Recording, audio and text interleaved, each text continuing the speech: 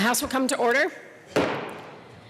This morning, the pledge will be said by Adele Howe from Columbine Elementary, Finn Howe from Fort Morgan Middle School, and Elijah Howe from Baker Elementary School in Fort Morgan, Colorado. Please join us for the pledge.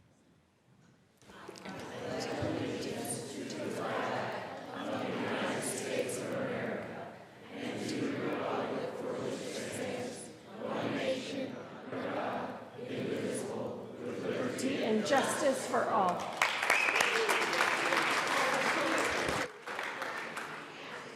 Mr. Randall, please call the roll.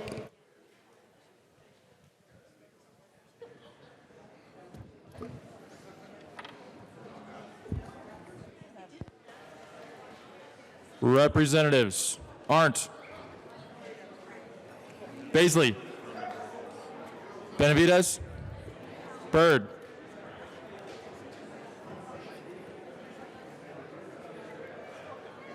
Representative Byrd,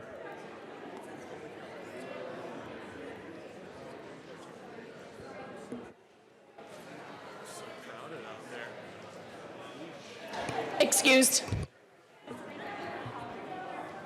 Bockenfeld, excused. Buck, Buckner, Buentale, Caravale, Carver, Catlin, Representative Champion, Coleman, Coleman, Cutter, Duran, Escar, Exum. I heard him. There he is. Froelich.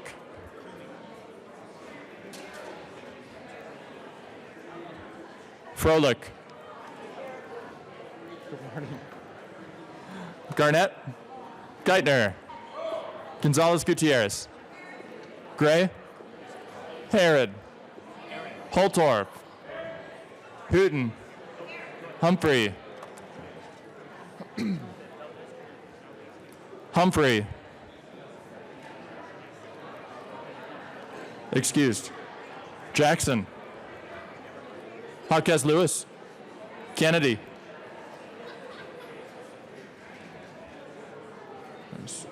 Kip. Kraft Tharp. I just saw her.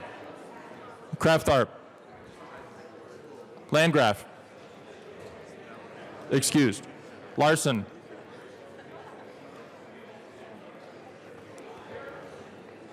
Liston. Lontine. McCluskey.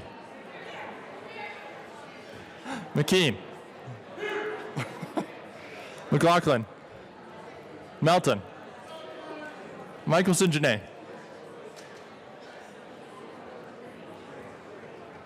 Excused. Mollica. Neville. Pelton. Ransom. Rich. Roberts. Sane. Sandridge. Singer. Singer. Excused. Sirota. Snyder. Soper. Sullivan. Tipper. Representative Singer is present. Titone. A. Valdez. D. Valdez. Representative Humphrey is present. Van Winkle. Weissman. Will. Williams. Wilson. Good morning. Woodrow. Young. Madam Speaker. Present. With 58 present and 7 excused, we have a quorum. I can't believe we have no vacancies. First day of the session. Representative Tipper. Thank you, Madam Speaker. I move that the Journal of Tuesday, February 11th, 2020 be approved as corrected by the Chief Clerk. You have heard the motion. All those in favor say aye. All opposed say no.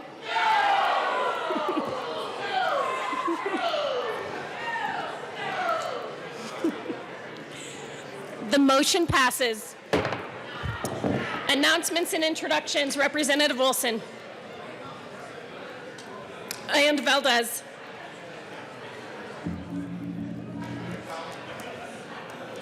Good morning, colleagues. Thank you, Madam Speaker. Members, can we please be quiet for announcements and introductions? Thank you, members. I don't come to the well and tell stories very often, but I've got to tell a story this morning. This morning at 6:37, I got a text, which for some of you amazes you that I would even know how to operate that text. But I got a text from a friend of mine down in the San Luis Valley saying, my daughter and her class are coming to the Capitol. Would it be possible for you to meet them? So I said, okay. So frantically moving around, we got them here. We got part of them on the floor. We got part of them in the gallery. So today it's an honor and a privilege for me to introduce a group of students from Moffett Consolidated School Number 2. For those of you who don't know where that is in Colorado, if you go on Highway 50 and hit 285 and go down over Poncha Pass and down in the valley, you will find Moffett. You will go through there if you take the right road. So that's where it's from. We have the principal with them today, Morgan Doxson. Morgan is the son of Eli Doxson. There's another connection here to this story. He was a recipient of an award I give to outstanding administrators in Colorado, so he was a winner of that award. Also included in the group, I've got to recognize Nicole Berry, the young lady right over here. Her dad was the one that texted me at 6:37 in the morning, and wait for this, I have seen Nicole field dress an elk in 3.5 minutes. That's pretty impressive. So if the group would please stand up here and in the gallery, please welcome the kids from Moffett School District to the Capitol.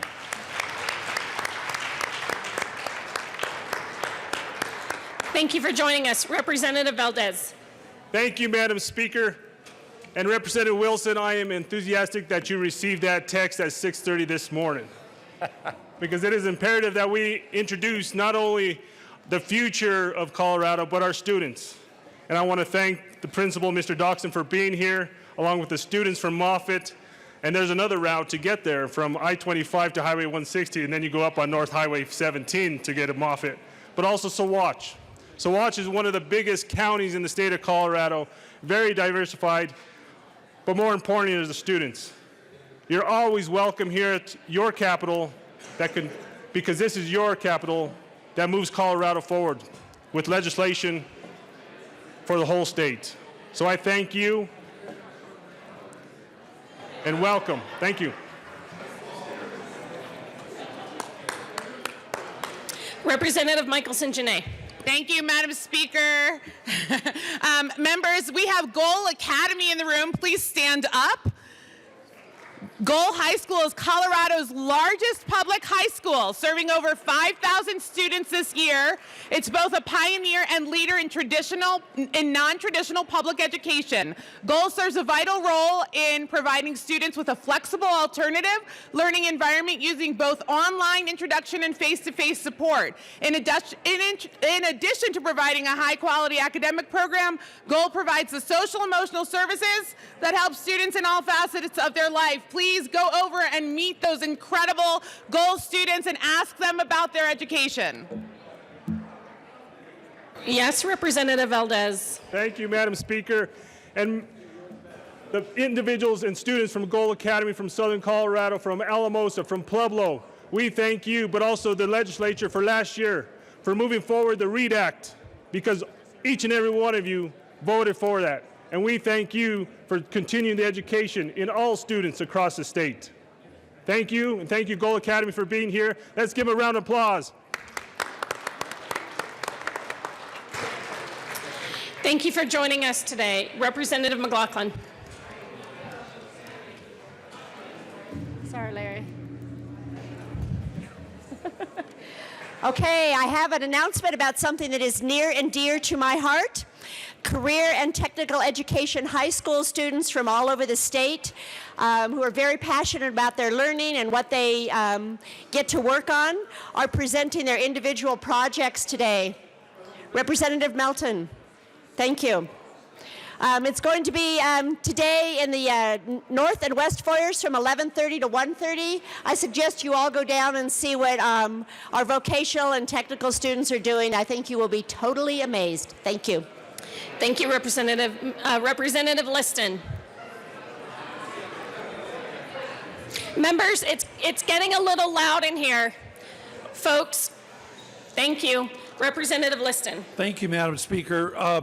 Members, you know, I know I've been accused of being partisan, and of course we all are to a certain degree, but I want to give a shout out and an accolade for Senator Bernie Sanders on his outstanding victory at the New Hampshire in the New Hampshire primary. It was astounding, with 26% of the vote that he won. And in the spirit, I would like to give the award, the McGovern-Mondale Victory Award, to Bernie Sanders. So thank you and good luck, Bernie Sanders. Okay, Representative Liston. So we don't talk about elections in the middle of session at the well.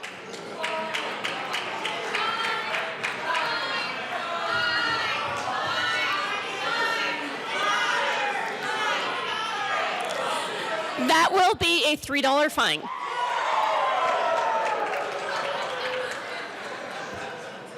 You can save those speeches for outside the building.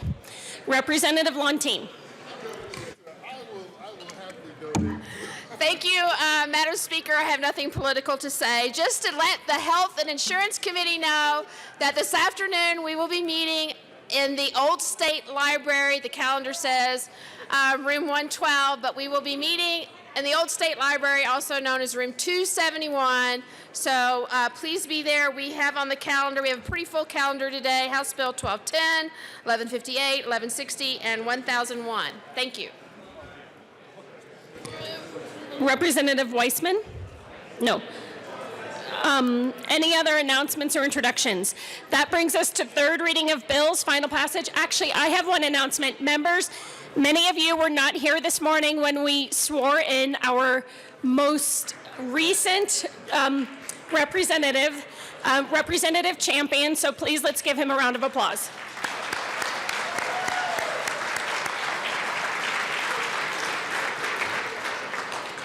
Welcome to the Colorado House. Majority Leader Garnett.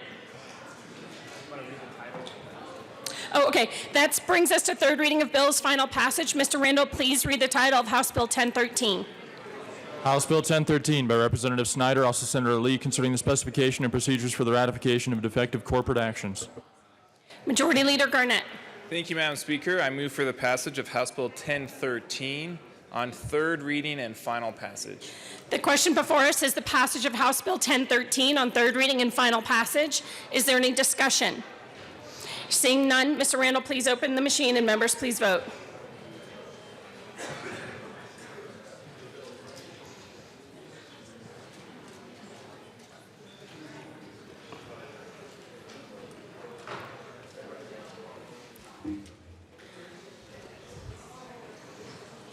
Baisley, Benavidez, Buck, Coleman, Holtorf, Tipper.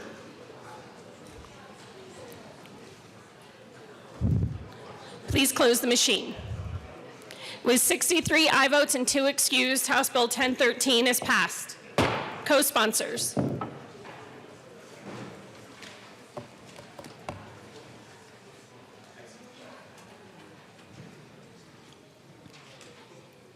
Please close the machine. Mr. Randall, please read the title of House Bill 1080. House Bill 1080 by Representatives Gray and Van Winkle, all Senators Gonzalez and Marble, concerning repealing the residency licensing requirement for marijuana licenses. Majority Leader Garnett. Thank you, Madam Speaker. I move for the passage of House Bill 1080 on third reading and final passage. The question before us is the passage of House Bill 1080 on third reading and final passage. Is there any discussion? Seeing none, Mr. Randall, please open the machine, and members, please vote.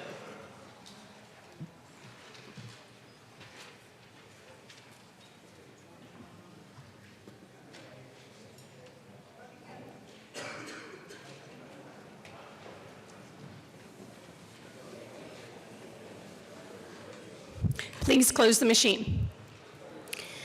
With 53 aye votes, 10 no votes, 2 excused, House Bill 1080 is passed. Co-sponsors.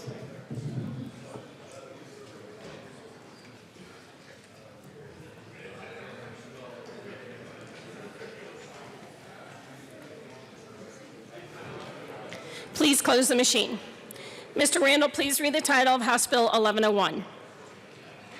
House Bill 1101 by Representative Wilson, House Senators Heisey and Todd, concerning the referral of a prospective resident to an assisted living residence by an assisted living residence referral agency. Majority Leader Garnett. Thank you, Madam Speaker. I move for the passage of House Bill 1101 on third reading and final passage. The question before us is the passage of House Bill 1101 on third reading and final passage. Is there any discussion? Seeing none, Mr. Randall, please open the machine and members please vote.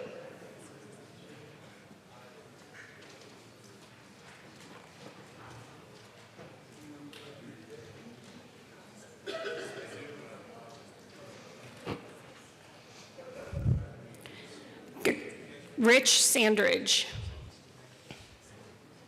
Please close the machine. With 63 aye votes, no votes, and 2 excused, House Bill 1101 is passed. Co-sponsors.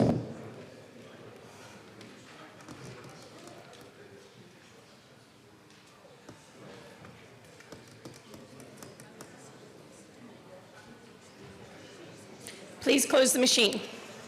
Mr. Randall, please read the title of House Bill 1027. Oh, 1094. House Bill 1094 by Representatives Catlin and Arndt, Senators Janal and Quorum, considering a repeal of the dollar limitation on the fee that the local Board of Health may set for an on-site wastewater treatment system permits. Majority Leader Garnett. Thank you, Madam Speaker. I move for the passage of House Bill 1094 on third reading and final passage. The question before us is the passage of House Bill 1094 on third reading and final passage. Is there any discussion? Representative Holtorf.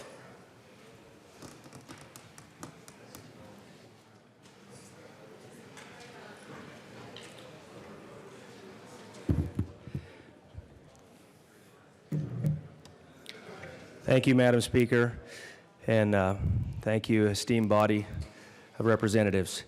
I just wanted to explain my position on this as a no vote to all of you before you make this important decision. My concern in committee was that our forefathers in this esteemed body had a reason for passing and putting the cap on this, and I was concerned about what I call blue sky provisions. Although in committee it was explained, and rest assured that that the fees just won't continue to go up and up and up and up without any guardrails, as we say here. Now, the one concern I had, and I want to make this very clear, that when you get into a contractor or subcontractor relationship with government, as I noticed in the military, that oftentimes there is an inflationary factor that if it goes unchecked, then the subcontractor will bump their contract prices as high as they can feel they can get away with them. Then the general contractor will in turn do the same bump, and for those of you that have worked in government, you've seen this, and pretty soon there is an unintended consequence that's inflationary that gets passed to the government, in this case the county governments. And I'm all about local control, so I just wanted to explain myself, and thank you, Madam Speaker. Is there any further discussion? Seeing none, the question before us is the passage of House Bill 1094 on third reading and final passage. Mr. Randall, please open the machine and members please vote.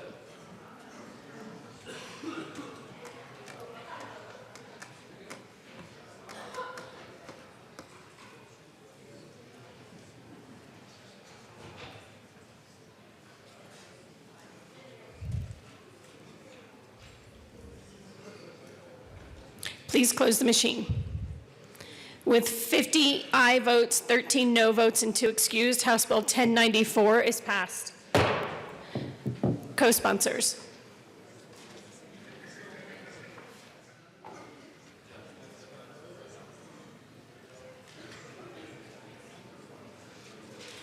Please close the machine. Mr. Randall, please read the title of House Bill 1027. House Bill 1027 by Representatives Catlin and Askarov, Senators Cook and Fields, concerning authorizing Colorado State Patrol Port of Entry officers to direct traffic. Majority Leader Garnett. Thank you, Madam Speaker. I move for the passage of House Bill 1027 on third reading and final passage. The question before us is the passage of House Bill 1027 on third reading and final passage. Is there any discussion? Seeing none, Mr. Randall, please open the machine, and members, please vote.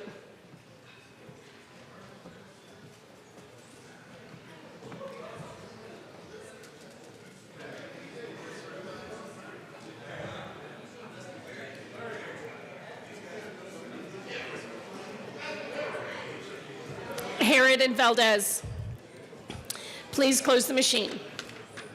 With 63 aye votes, no votes, and 2 excused, House Bill 1027 is passed. Co-sponsors.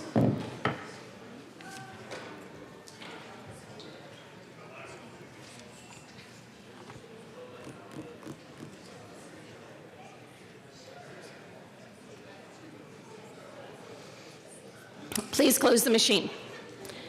Mr. Randall, please read the title of House Bill 1093. House Bill 1093 by Representatives McCluskey and Wilson, also Senators Donovan and Rankin, concerning county authority to license and regulate short-term lodging rentals. Majority Leader Garnett.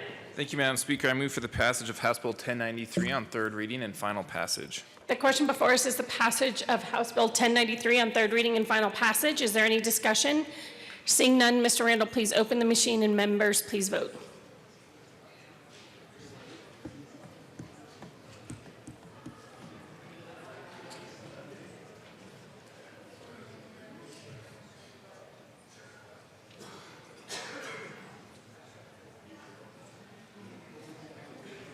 Duran and Tipper. Please close the machine. With 44 aye votes, 19 no votes, and 2 excused, House Bill 1093 is passed. Co-sponsors.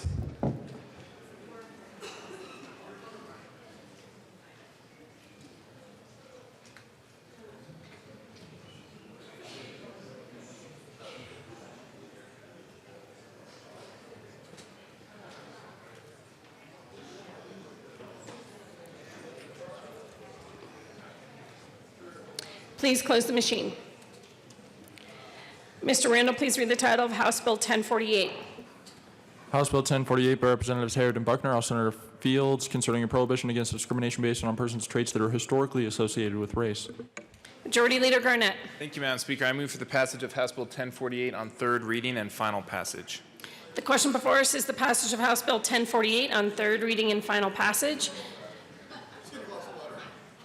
Is there any discussion? Seeing none, Mr. Randall, please open the machine, and members, please vote.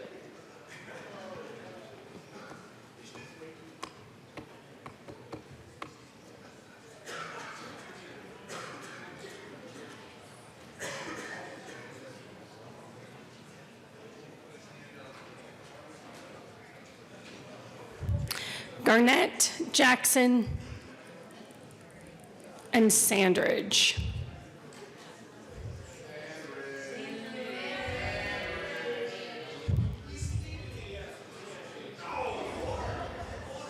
Please close the machine. With 42 aye votes, 21 no votes, and 2 excused, House Bill 1048 is passed. Co-sponsors.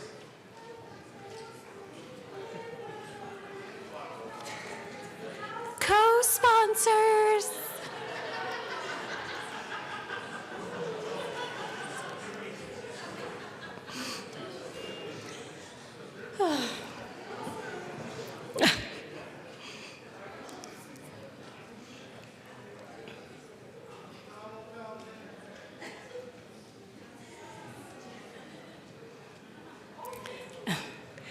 Please close the machine.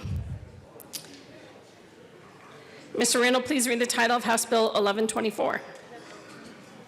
House Bill 1124 by Representatives McKean and Snyder, concerning the clarification of the period following the declaration of governor of a disaster emergency in a county within which the County Board of Commissioners may transfer county general fund money to the County Road and Bridge Fund for the purpose of disaster response and recovery. Majority Leader Garnett. Thank you, Madam Speaker. I move for the passage of House Bill 1124 on third reading and final passage.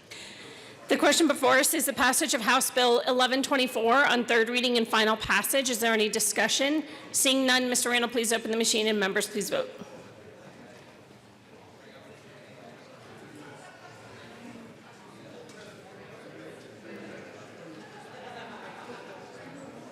Benavidez and Humphrey.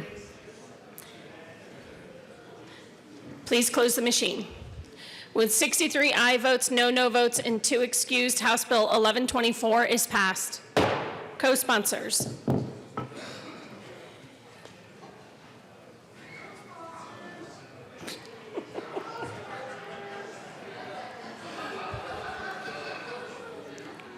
Well done, Representative McKean.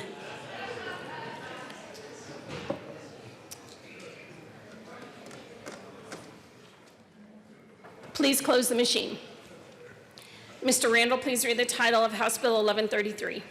House Bill 1133 by Representatives Kraft, Tharp, and McKean, also under debate concerning land use entitlement inspecting real property that has been disconnected from a municipality. Majority Leader Garnett. Thank you, Madam Speaker. I move for the passage of House Bill 1133 on third reading and final passage. The question before us is the passage of House Bill 1133 on third reading and final passage. Is there any discussion? Seeing none, Mr. Randall, please open the machine, and members, please vote.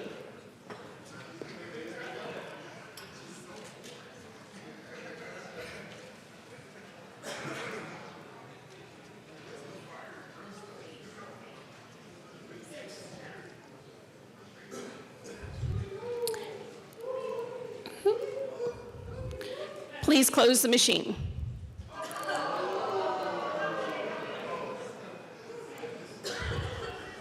With 63 aye votes, no votes, and 2 excused, House Bill 1133 is passed.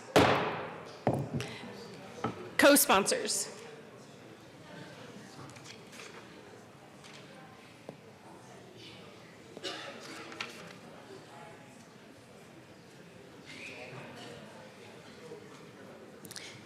Please close the machine. Mr. Randall, please read the title of Senate Bill 71. Senate Bill 71 by Senators Smallwood and Fields, also Representatives Michelson, Janae, and Bockenfeld, concerning clarification regarding the use of a state-owned motor vehicle by an employee of a state agency to travel away from home. Majority Leader Garnett. Thank you, Madam Speaker. I move for the passage of Senate Bill 71 on third reading and final passage. What?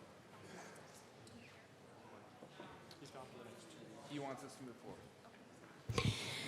The question before us is the passage of Senate Bill 71 on third reading and final passage. Is there any discussion?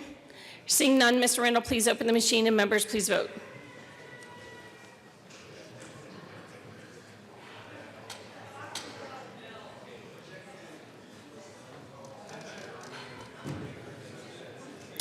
Catlin McKean Mullica.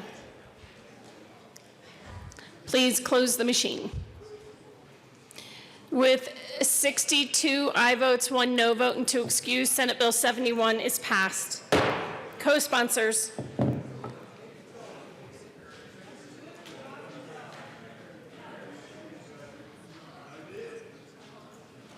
Please close the machine.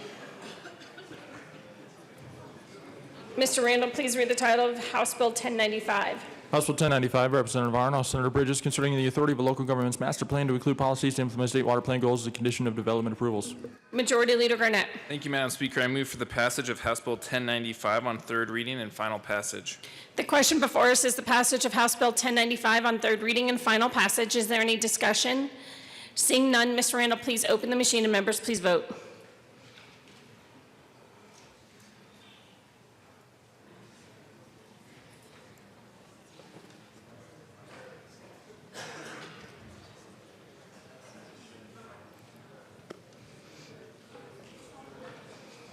Benavidez and Melton. Please close the machine. With 41 aye votes, 22 no votes, and 2 excused, House Bill 1095 is passed. Co-sponsors.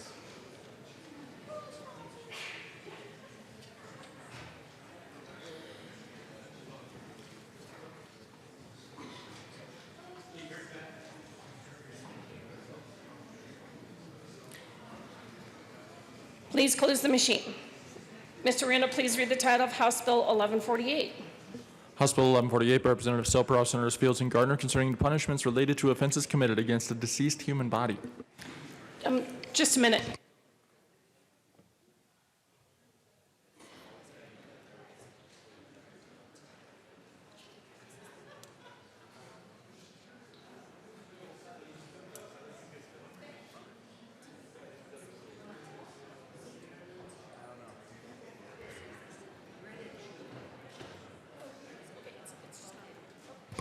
Okay. Thank you, Madam Speaker. I move for the passage of House Bill 1148 on third reading and final passage. The question before us is the passage of House Bill 1148 on third reading and final passage. Is there any discussion? Seeing none, Mr. Randall, please open the machine, and members, please vote.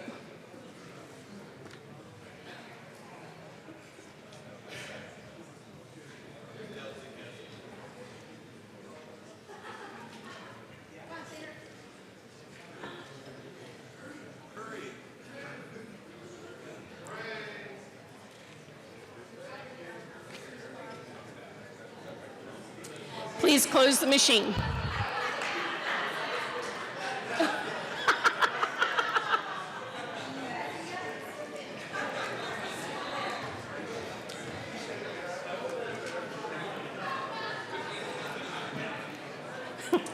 right, please close the machine.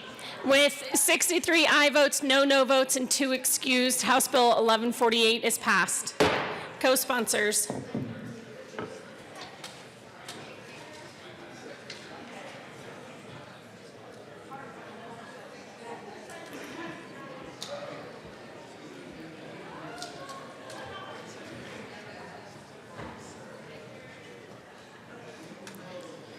Please close the machine. That brings us to general order, second reading of bills. Representative Exum.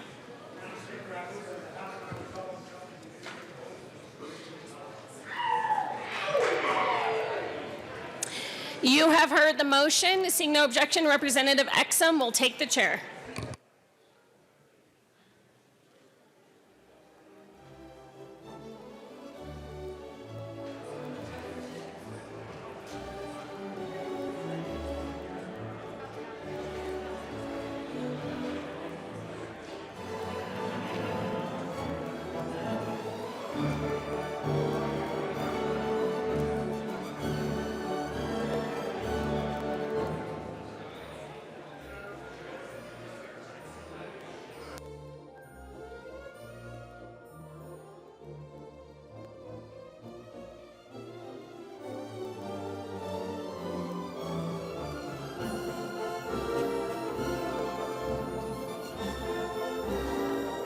This on? Okay. The committee will come to order. With your unanimous consent, the bills will be read in title unless there is a request to read the bill in at length. Committee minutes will not be heard unless requested, as they are printed in your bill folders. Floor amendments will be shown on the screen and on your iPads and not be read unless requested. Bills will be laid over upon the motion of Majority Leader, and the court rule is relaxed.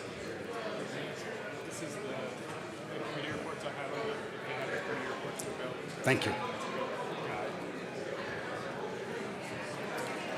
You ready?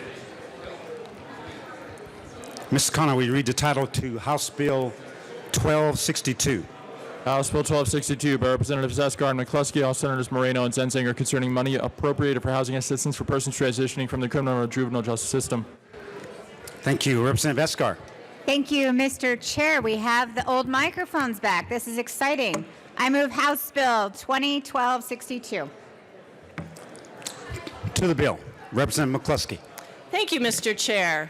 Our Housing Assistance Justice System Transition Money Bill will end what we have currently been doing, which is making an annual transfer from our community corrections, which is housed in the Department of Public Safety, over to the Department of Local Affairs and put in a cash fund to be used for transitional housing purposes for individuals with mental and behavioral health needs.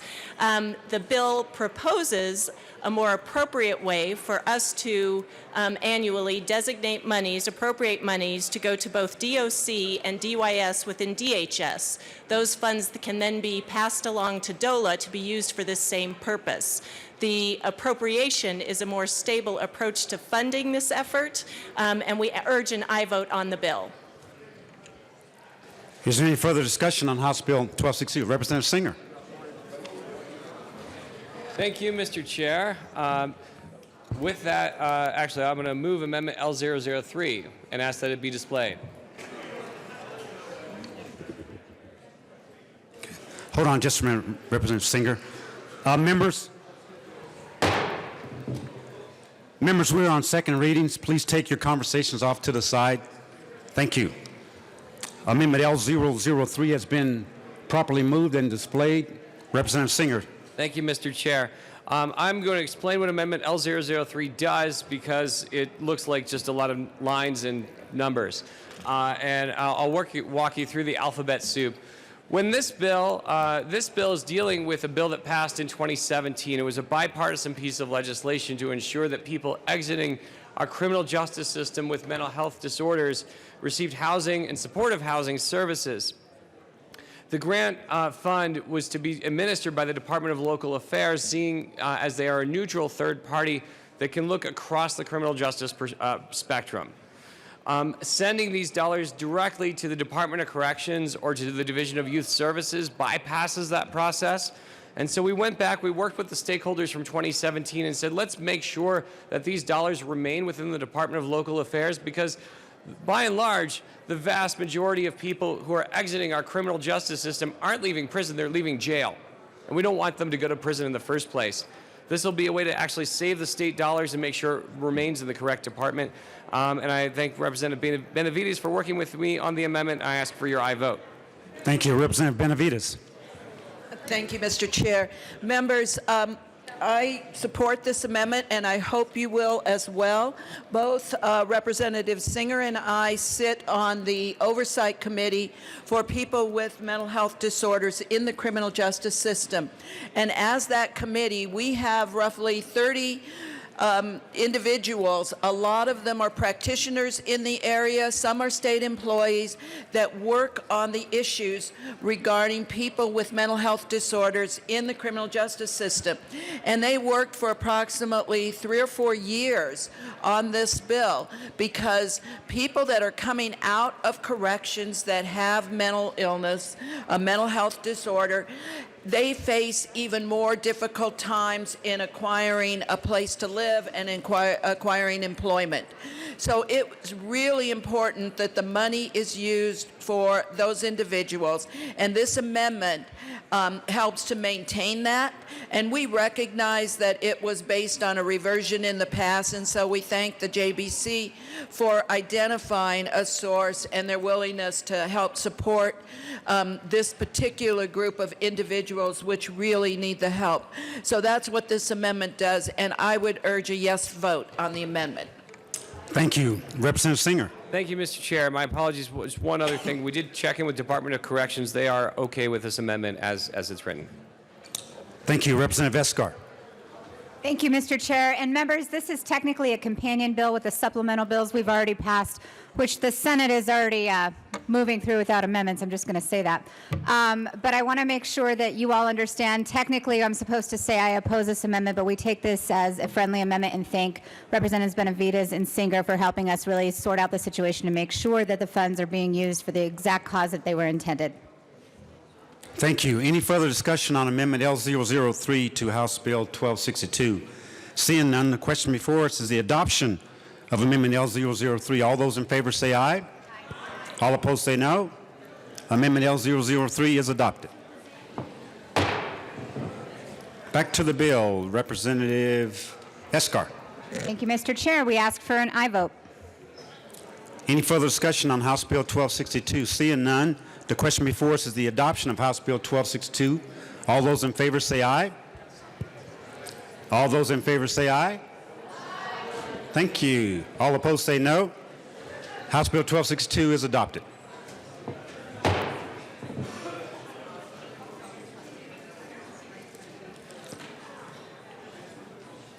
Where are we?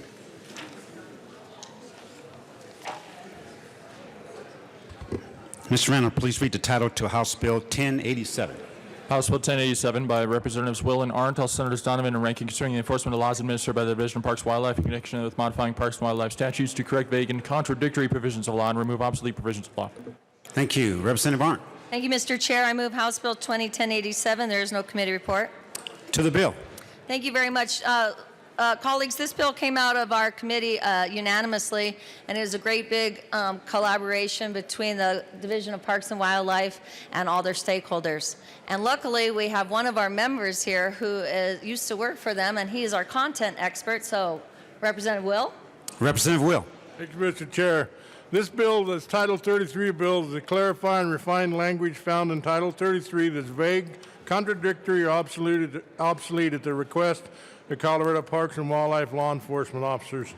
The rationale for this rewrite is conflicting statutory interpretations are often brought to the agency's attention by staff and the public.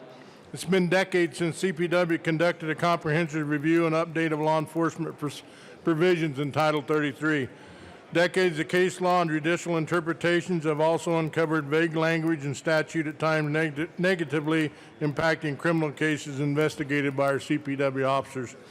This is a great bill. It just cleans up some language in Title 33. 110% behind this bill. Thank you. Thank you. Any further discussion on House Bill 1087? Seeing none, the question before us is the adoption of House Bill 1087. All those in favor say aye. Aye. All opposed say no. House Bill 1087 is adopted. Mr. Majority Leader. Thank you, Mr. Chair. I move to proceed out of order to immediate consideration of House Bill 1031. Thank you. Seeing no objection, we will proceed out of order to House Bill 1031. Mr. Randall, please read the title to House Bill 1031. House Bill 1031 by Representatives Benavidez and Mollica, concerning the establishment of a new state holiday in place of Columbus Day. Representative McCullough. Thank you, Mr. Chair. I move House Bill 1031 and the committee report. To the committee report. Thank you, Mr. Chair. The State Veterans and Military Affairs Committee report, we had a strike below, and that strike below replaced Colorado Day with Francis Xavier Cabrini Day, and I would ask for an aye vote on the committee report. Any further discussion on the committee report to House Bill 1031? Seeing none, the question before us is adoption of the committee report to House Bill 1031. All those in favor say aye.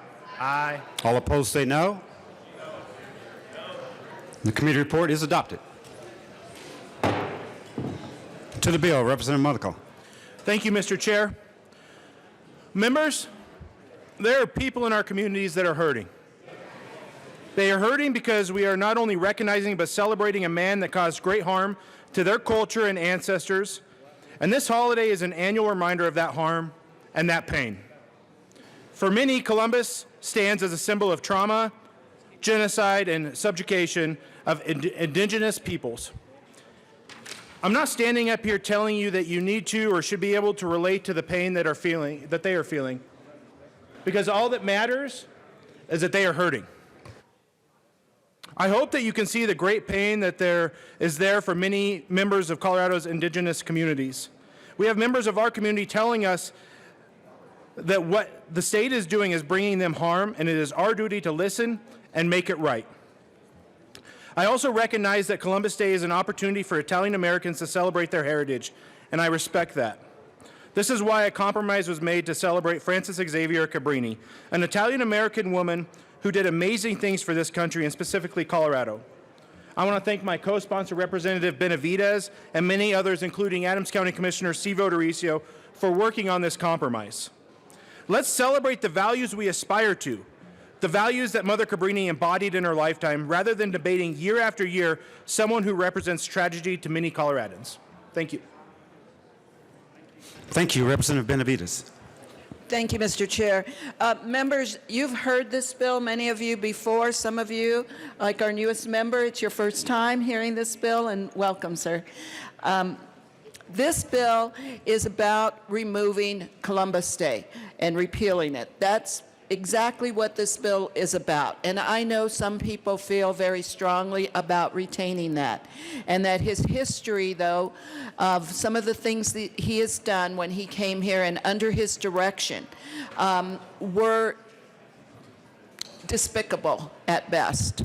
You know, he basically met the indigenous people not in the United States, or he never stepped foot into the continental United States. He landed in, as you can see from the committee report, he landed in the island of Kikeye, which is now, which was later named Hispaniola by him, but is now the Dominican Republic in Haiti. So he never came to the United States, yet we are honoring him for that. And we only have 3 holidays that recognize individuals. Those are Columbus Day, President's Day, and Martin Luther King Day. The presidents and Martin Luther King obviously had a direct connection to the United States and the good work that they do. That is not the case with Columbus. So we have been working. This was first brought to the legislature in 2007, and we've been working on this every year. It hasn't always resulted in a bill, but we have tried every type of measure. Twice it was considered to be an alternative, have a floating holiday. That didn't pass. We also tried doing Indigenous Peoples Day. That didn't pass. We tried Election Day. Last year we tried Colorado Day. This truly is a compromise because it does eliminate Columbus Day, but it also recognizes a person with a direct connection to Colorado that is a humanitarian. It was interesting at our committee hearing. We had overwhelming testimony in favor of the bill, and we had 3 people that testified against it. There was a 4th person who every year in the past has always testified against this bill, and that was Mrs. Barbara Petrofesso. She came up because she got there and she was against the bill and she signed up against. So she was called up, and instead she told a story about Mother Cabrini. She talked about when she knew the family who first housed Mother Cabrini when she came here. It was the Nicoletti family. And she came here and she wanted to help children and she wanted to help immigrants. So she asked if she could put an orphanage in their home, and they did allow her to bring young women in there as an orphanage. Later, she founded Queen of Heaven Orphanage on 48th and Federal, which existed till 1967 when I-70 was put in.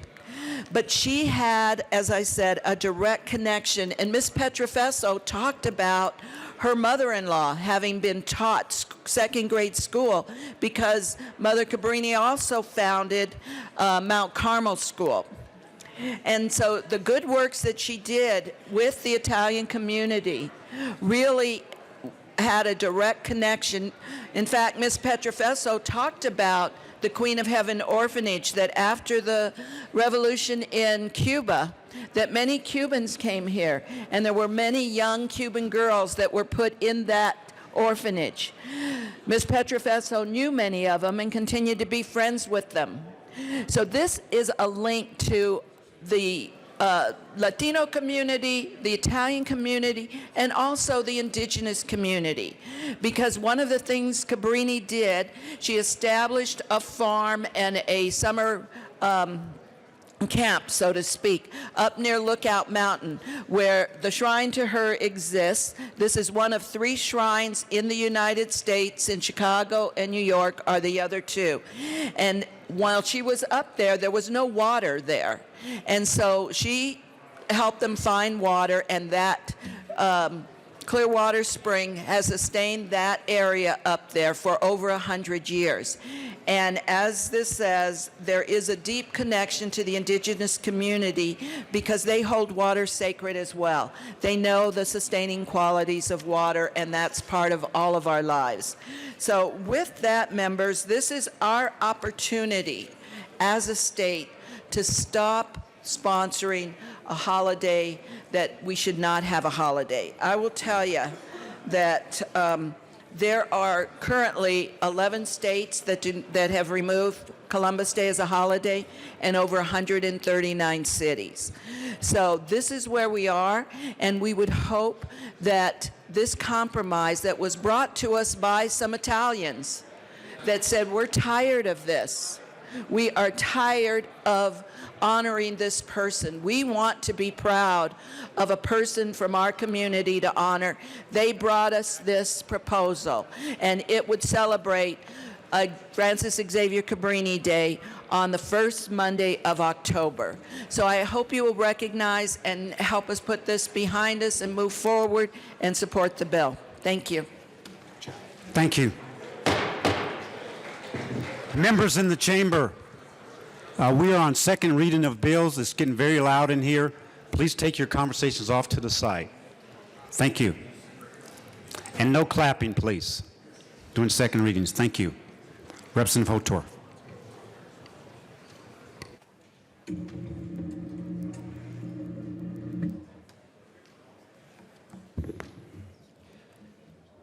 Thank you, Mr. Chairman. Did I get that right? Good. Thank you, members of this esteemed body. I'm a Catholic, and I respect all the words that were said about Mother Cabrini, and we actually in this state have built a shrine towards Mother Cabrini and all her great deeds. If we truly want to celebrate her, let us make a separate holiday for her in her honor. Amen. Now, I have a different message. Some of you won't like it, but it needs to be told. I am not a fan of revisionist history. We can't wash away the history of this great country and its genesis with all the good, the bad, and the ugly. And Majority Leader Garnett, I will not whistle. I've been told, and I'm learning. Now, having said that, we have to protect our history so the young people who are lining these walls right now understand where we came from. You know, Columbus was an Italian sailor and navigator. He was an expert seaman and sailed all over the Mediterranean and even into the Atlantic. And he was the one that postulated in the 15th century, or 14th century, 13th century perhaps, 13th century I believe, that the world is not flat. We can get to India if we sail to the west. Nobody believed that. Nobody in that day, from the highest mountain to the highest leader, believed that to be true. But I will tell you, for all of you that champion causes, for all that you believe in something so dearly, you will give every ounce of blood for your belief, as I do in this great nation, and I would do it tomorrow as I have offered to do it in my military service. Would have believed that, except for Columbus. He petitioned and petitioned and petitioned for somebody to let him try. Let him try it. Let him sail west. But as you know, it's very expensive to sail the oceans. And finally, Queen Elizabeth, La Reina Isabella, put forth the capital required for the mission to do this. But we're going to forget about all that history. We're not going to celebrate it in the state of Colorado. Furthermore, I would postulate that Columbus had what I call the American spirit. Because what is our spirit? Well, I believe in 2025 we're planning a mission to Mars. And for you young people, isn't that exciting? That we're going to go to a new planet on the same premise that there's something else out there. But are we going to shut that down? Who knows what that will lead to in 2050 or 2100 or 2100? Nobody knows. But we have a spirit of discovery. We have a spirit of adventure. We have a spirit of reaching out to the unknown, just like Columbus did. But that's not what we're talking about here. See, we're blaming Columbus for all the misdeeds. And yes, there were many in our history, if you study history. The European settlers came, and not just from Italian Americans. Columbus was an Italian, or Spanish Americans. Los descubridores, they were discoverers. At least that's what they thought in their time. And for those of you that have been to Sevilla, there's a museum there. They had a different vision. Now, maybe it didn't turn out how they expected, but some things don't. But I don't want to diminish this spirit. They wanted to elevate the human race, and at that time it was in the spirit of spreading Christianity across the world and other things. But Christianity was one of the most important things they were trying to take with them as they went to discover. Of course, we know, as history is written, that Columbus didn't arrive in India. He arrived in a new world that no one knew about. Now that's where I'll stop talking about history. There's a couple other points I want to make. I don't want to disrespect Italian Americans. Italian Americans are very proud people. Italian Americans have helped settle this country. They have helped make this country great. They have fought in almost every war we have had. And though I'm not an Italian American, I am very proud of what Italian Americans have done and their contribution to this country. They are tired. They are tired of fighting. They're worn down. And their compromise is a noble one. But I will still tell you, revisionist history is dangerous. If we wanted to go and right all the wrongs of history, we would have to go back centuries. And the corrective eraser that you would need would be impossible because it would weigh too much. So I want to say that I'm opposed to this. I am in favor of having a special celebration in Colorado for our great religious leader. But I'm opposed to rewriting history or blaming Columbus for all of this, because he was not coming here to do harm to Native Americans. That was not his intent. That was not his intent or his desire. But we are going to blame him today if we move this bill forward. Thank you, Mr. Speaker. Thank you. I had Representative Donald Valdez next, and then I have you, Representative Soper. Representative Valdez. Thank you, Mr. Chair, and it's an honor to serve with you. Honor to serve with you, sir. And it's awesome to see so many individuals in this chamber, especially our youth here today, from all over, especially from southern Colorado and Pueblo. And here we are talking about La Reina Isabela, who is searching for an individual and searching for a new land. And this individual is from Europe.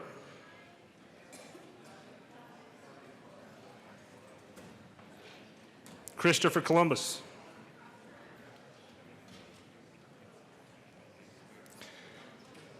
Who in 1907, Senator Casimira Barala from southern Colorado and Trinidad initiated a bill to celebrate Christopher Columbus for Columbus Day. Since 1907,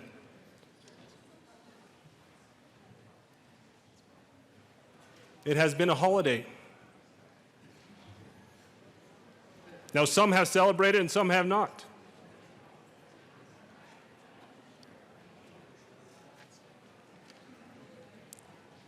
And recently, there have been brought forth different ways of repealing. Now, I'm all for a holiday for Indigenous Peoples Day, a state holiday, a Native American Day, an election day, or to celebrate Colorado Day, or even Sister Frances Cabrini. But I'm not in favor of repealing a state holiday of Columbus Day. Now, the state is very diverse.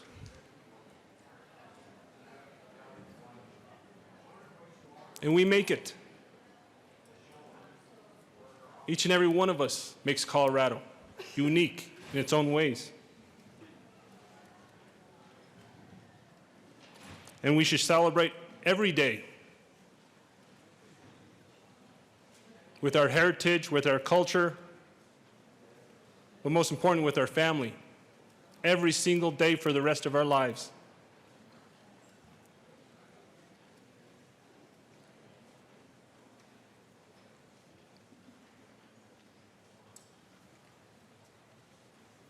Why? Because we never know when our last day might be.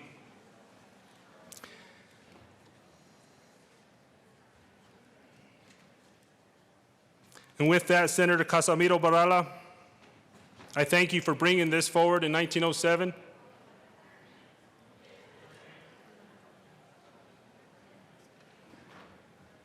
Thank you. Thank you, Representative Valdez. Representative Soper. Well, thank you, Mr. Chair.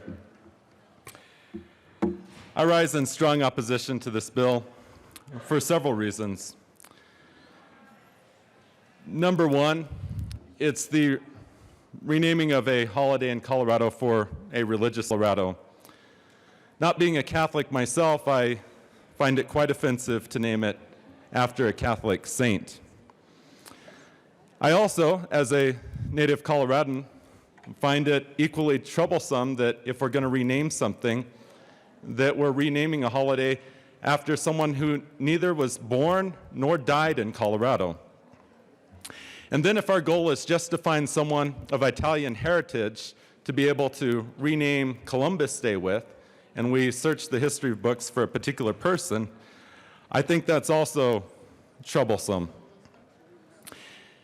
If we want to rename a holiday for a female who had a connection to Colorado, who made a major landmark changing of the world, we could have picked someone like Chipeta, Chief Uray's wife, who was the first of the Utes to ever be invited to a council of the Ute Indians. Or we could have renamed it for Golda Meir, who went to high school here in Denver, and she went on to become Prime Minister of Israel. There happens to be many other great people that have very solid connections to Colorado if that was the goal that we wanted to take. I would have highly recommended perhaps one of our Native Americans, because I do think that if we are going to go down the route of looking to rename something, that I would have suggested Ute Day or Indigenous Peoples Day as the amendment that I ran last year, or Native American People Day, also an amendment from last year. At this point in time, it's appropriate to quote President Obama, which I don't get to do often, so I'm looking forward to this. More than 5 centuries ago, one journey changed the trajectory of our world, and today we recognize the spirit that Christopher Columbus's legacy inspired. This holiday was established not only to commemorate the landing of Columbus in the Americas, but also to honor the spirit of all immigrants. It was by President Obama. Yeah, thanks, Obama. I can't believe I said that. And I also want to address the more practical aspects. It's really important to have a public holiday in October.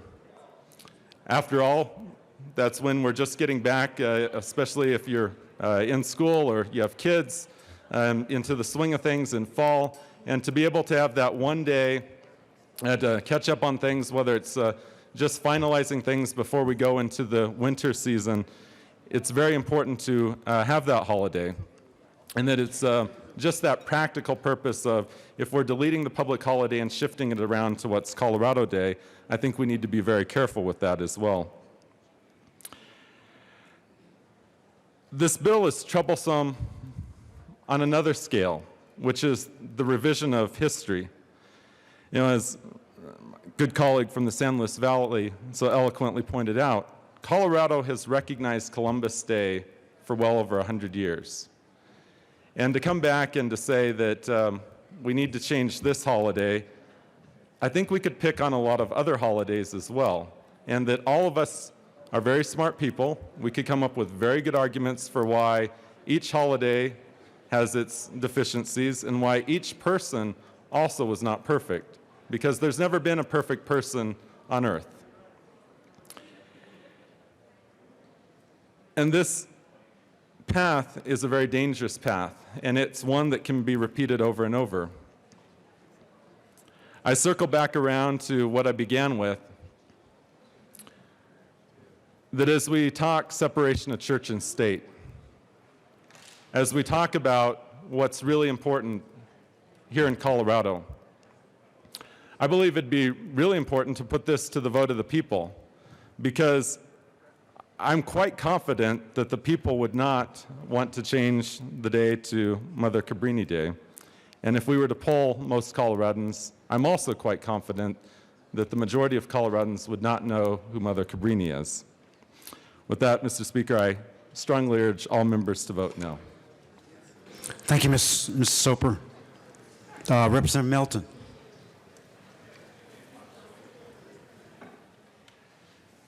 Thank you, Mr. Chair and members.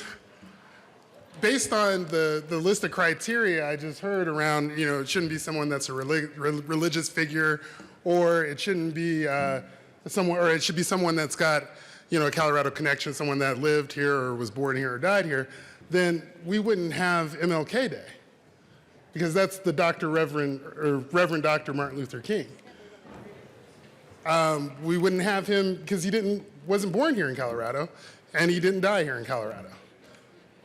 Yet we have that holiday because it does exemplify the spirit of not just this state, but of this nation, one of unity.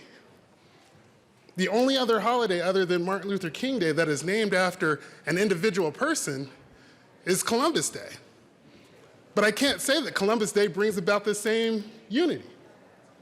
At the beginning of the year, we passed the Martin Luther King resolution, and every year I've been here, it's passed unanimously. If I ran a resolution on Columbus, I don't think that the same would be true. You see, this isn't a bill that's trying to revise history. And let me also say something, that just because you didn't know the history doesn't mean that it's revising history. You see, this man has created pain not just for the Native American community, but for the African American community, because he was a slave trader. And I have a problem celebrating someone that sold my people. I have a problem celebrating someone that harmed the people, the indigenous people that were here, just because he was looking to open a new market. It wasn't the spirit of exploration. It wasn't the spirit of trying to find something new. It was the spirit of making a dollar that brought him here to this land. We're not going to Mars necessarily to make a dollar. I don't know. Maybe we are. Maybe we're not. But it wasn't just out of this genuine, we care about human progress. If you care about human progress, then you should want to revise history. You would want the truth to come out. If you really want to make our society progress. But if you're not, and if you're afraid that the eraser might be too big, then why do any of it? Under that standard, I would still be in chains. Under that standard, we would still hunt Native Americans. Under that standard, we as a state wouldn't have admitted the atrocities that happened at Sandy Creek. But that's what we do. That's what a modern society does, is it realizes its wrongs, and it says, you know what, this needs to be resolved. That's what this bill is about. Honestly, this bill is a bill of compassion. I've sat through the hearings, and I've listened to the little Native American kids that come in and they talk about how they gotta go and celebrate somebody that decimated their community, that's had such a negative impact on their lives today that I can't even imagine. I couldn't imagine having to go to school and listen to someone talk about how great this person was that destroyed your family, destroyed your community, destroyed your heritage, and destroyed your history. I can't imagine. So are we going to, say, let's do this, because Colorado, we were the first state that did this in 1907 and it's about our pride? Or are we going to finally recognize the pain that this causes people? Members, I ask for your compassion today. I ask that, again, we don't put somebody on an equal footing as Martin Luther King, who did fight for every single person in this room, who did want to see us join together in unity. Keeping this day is wrong. And I ask for an aye vote on this bill. Thank you, Representative Milton. I had Representative Buck next. And please remember, Chamber, no clapping during second readings. Thank you for your respect. Thank you. Thank you, Representative Buck. Thank you, Mr. Chair. And I want to thank Representative Soper, who spoke very eloquently on what we're trying to do today. Folks, let me just say something. You cannot correct our history by punishing our present and our future. Let me repeat that. You cannot correct our history by punishing the present and our future. Christopher Columbus was an explorer. He was an amazing individual who took chances that nobody else would. He was amazing to even find all that he did. Not to say that he was a perfect individual. I have to be honest with you, I think everyone probably, I don't think there is any perfect individual than Jesus Christ himself. So I'm happy to give another state holiday to Representative Benavides' person. But Christopher Columbus, you can't take away what he accomplished. And so I oppose this bill. Thank you. Thank you, Representative Buck. Representative Sane.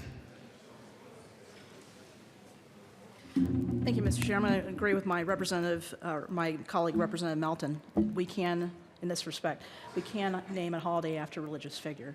So I just want to correct something. There is no separation of church and state. Otherwise, we'd have to deface this entire building.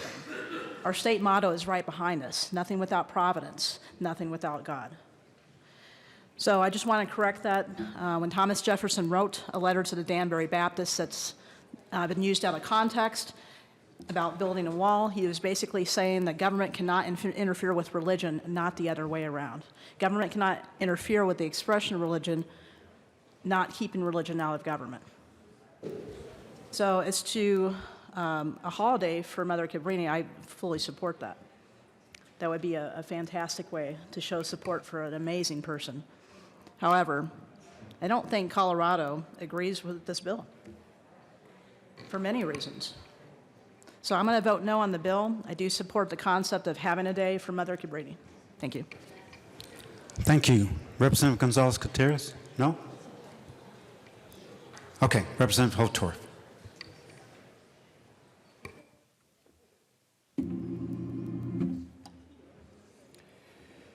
Thank you, Mr. Speaker. Thank you, esteemed colleagues. I know this is a sensitive issue, and it's been perpetuated year after year after year. And I understand and I hear the comments for the proponents of this bill.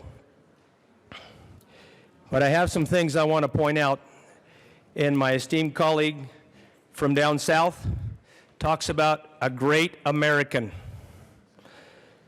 Senator Barilla, the perpetual senator if you study history. I will tell you, back in that day, we could have had ethnic identity. We could have had ethnic divide and conflict, and we did have some of that. But Barilla was an American first, and he was a Coloradoan. And he promoted unity. He was the longest standing senator in history. And he was an amazing individual. So I can't understand how we can, as we study history, because if we don't study history, what do the history books say? We're destined to repeat it. As we wash away the history by passing legislation that washes away history, maybe 100, 200, 300 years from now, we will repeat it. I don't know. But why would this great Coloradoan, and I mean great with a capital G, bring this legislation forward if he wasn't proud, if he wasn't respectful, and he wasn't a man that said, this is important for Colorado, this is important for this state, because it was important for the nation. So I must tell you, we need to look at our leaders of the past. We need to think back, what were they doing and why were they doing it? Just like you listen to your wise old grandmother and grandfather as he or she tells you stories of their lives and how you need to listen so you don't repeat maybe some mistakes that they experienced in their lifetimes. Now I want to speak to something else. Most of you don't know this, but I'm a Spanish American. And I speak Spanish, and I'm very proud of my Hispanic heritage, as many, many others in this room are, with all its warts and ugliness. Because humanity is not perfect. We make mistakes. But you know the beauty of this country, unlike many, many other countries? The beauty is we have the freedom to speak about them. We have the freedom to discuss them. And I will tell you that history and our First Amendment rights allow us to speak in perpetuity about the rights and wrongs of our past to make sure we don't repeat them. And I thank God every day for that, because there are many places in the world, and I've been to some of them, and so have many of you, where if you speak out, you may die very quickly. You don't have this freedom of speech. Thank God we have it in this assembly today. Now I want to speak a little bit about slaves and slavery. I respect Martin Luther King as much as anybody in this room, and I think I spoke to that when we had the resolution to honor him. What a great American. What a great American. But I will tell you, his speech, his most famous speech, spoke of the quality of character, not the color of our skin. The quality of our character as human beings. You see, we're one race. We're the human race. And if we never figure that out, we will be mired in identity politics. We will be mired in the things that shackle us and hold us back from all the mistakes of our history. I pray for the day when we can rise above it. We can all be humans in a human race collectively without discrimination of any kind. I don't know if we'll ever get to that point where we have to quit talking about all of that and we can just be the human race and we can all be one people, as the Constitution, if we interpret it literally, in present time and into the future, allows. And we're working to correct that, albeit a slow and slow journey. Now I want to get to another topic. Slaves and slavery. This is a very controversial topic and very difficult to speak of, but I feel it's important. You see, in Native America, the Indian tribes practiced slavery. Even as the settlers moved west, slaves were taken. Now, if you study the Indian Wars, I've done some study. I will not purport to be an expert. But as the immigrants moved west, under the spirit of manifest destiny, love it or hate it, that was in the national security interest of this great country at the time. Love it or hate it. As those wagon trains came across the plains, the great American desert, and were marauded and raided by Indians, I will tell you the men were killed. Many of them scalped. And their hair was worn as a war prize on the saddle or on the mount of a horse, or on the shield of a great warrior. And all warriors who fight for their cause are great, whether they're adversaries or allies. And I'll speak to that at another time, because I've seen them in the world. But I will mention this. Many white people were enslaved, women and children, in history, against their will. They were taken prisoner and they were enslaved. Once again, revisionist history would wash that away.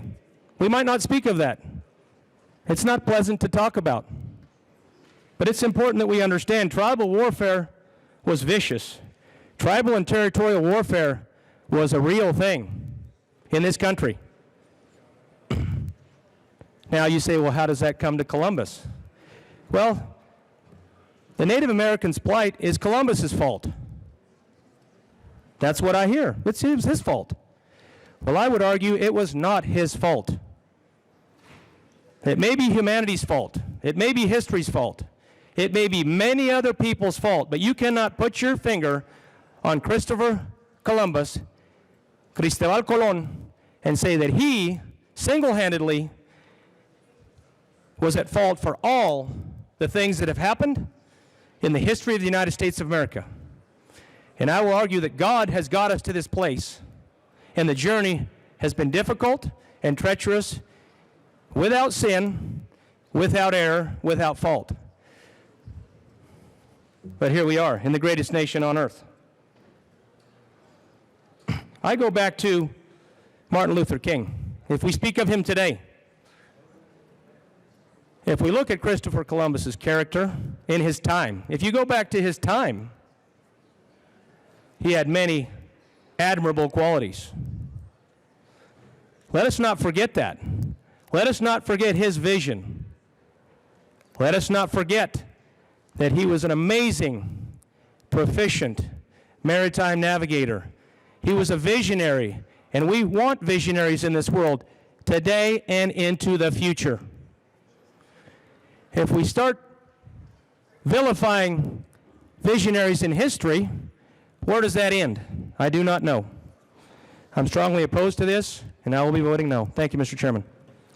Thank you, Mr. Representative Hotorf. Representative Melton. Thank you, Mr. Chair. And I wasn't going to come back up, but sorry, something weighs on me here that happens in this. Well, maybe that's a good thing why we have these debates, because then we can educate each other. But I'm not standing for the argument that, or I'm not falling, let me say it that way. I'm not falling for the argument that what was good back in the day is good today. Or, back in the day, it was okay to have slaves, or, trade or tribes had slaves, and because they had slaves and we had slaves, that's okay. No, what was wrong is what was wrong in any day and era. If it was wrong then and it's wrong now, it's wrong forever. So I can't stand here and sit here and fall for that argument. The fact is the fact. He traded slaves. We are celebrating a day for someone who traded slaves. I'm not saying that he is responsible for all the terrible things that have happened in this country, but I'm not going to give him credit for all the good. I can't. This man doesn't deserve a day, period. If you can run in a resolution right now that says, let's celebrate Columbus for all of his good, and you can get a majority of the vote to support that, we can have a different conversation. But you can't even get a majority of that right now. Face the facts. Mistakes were made in the past, and we're correcting them now. A guy got a day that he shouldn't have got. All the facts weren't there. People like myself, people like Representative Benavides, people with different perspectives weren't in this well to argue against it. That's why we have debate. That's why we have these moments, to be able to express the other side of the story. Just because you were taught it in school doesn't mean that you were taught it was right. I remember I was taught in school that the Civil War was about states' rights. And I was also taught that Columbus sailed the ocean blue in 1492. But there's another side to the story. It's not all there in just the one book that you were given as a kid. So, again, I hope that you listen to each other. I hope that we can hear each other. And again, I hope that you can show just some compassion for those of us that feel pain from this day. Again, I ask for an aye vote. Thank you. Mr. Minority Leader, Representative Neville. Thank you, Mr. Chair. Members, no one in history except for one person has been perfect. We can rewind all the way back to Genesis 3 and see the sins of Adam. You could look at Moses himself, who at one time was a slave owner and then became a slave himself and accomplished amazing things after recognizing his sins. We can go back to Abraham in his time and what he did abandoning his wife in ancient Egypt. To David and what he did with Uriah the Hittite and Bathsheba, but still a wonderful person that walked this earth and did amazing things and accomplished amazing things that we should celebrate. And that's really what we're doing when we celebrate Columbus Day, is celebrating that pioneering and adventuring spirit that he had. To think back at the risk that took to sail across the Atlantic into the unknown, just through the winds of sails. I mean, think about it. It's just an absolutely amazing accomplishment that took a lot of guts and courage. And that's what people celebrate when they celebrate Columbus Day. And we should not be getting rid of it. That is revisionist history. We should be celebrating it. That is the American spirit. Pioneering, adventuring. I urge a no vote. Thank you, Mr. Minority Leader. Representative Gonzalez Gutierrez.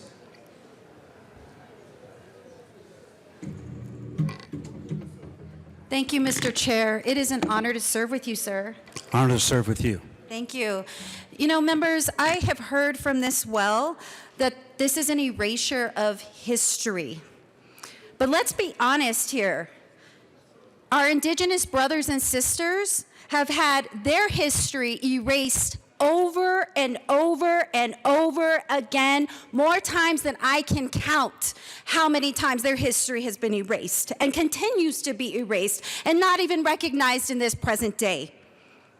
Columbus Day remembers Christopher Columbus, his arrival to the Americas on October 12, 1492.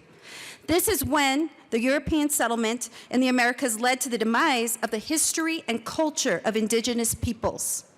Let us remind ourselves that we stand here today on stolen land. Land of the Arapaho, the Cheyenne, and the Ute. We recognize the elders that cared for this land and have an ongoing connection to it, members. Columbus's arrival resulted in the colonization of the Americas, the beginnings of the transatlantic slave trade, and the deaths of millions from murder and disease. I think about my own education growing up and the things that I learned in our public education about Columbus Day. And members, if it were not for my parents who taught me the truth, I would continue to learn that Columbus discovered a place that was already being inhabited by other people. One of the original purposes of Columbus Day was to celebrate America's longevity. And I think we all can agree to that, members. That's why we're all here serving, right?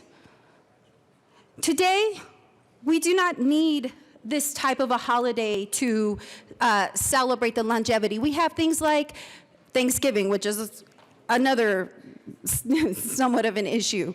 But we also have things like President's Day, right? To celebrate our forefathers and the people that came before us as presidents. So to stand up here and say that we're erasing history, I think is false. Because nobody is saying don't teach this in the schools anymore. Nobody's saying don't talk about Columbus. We're just saying we don't want to celebrate a person who committed genocide on indigenous people.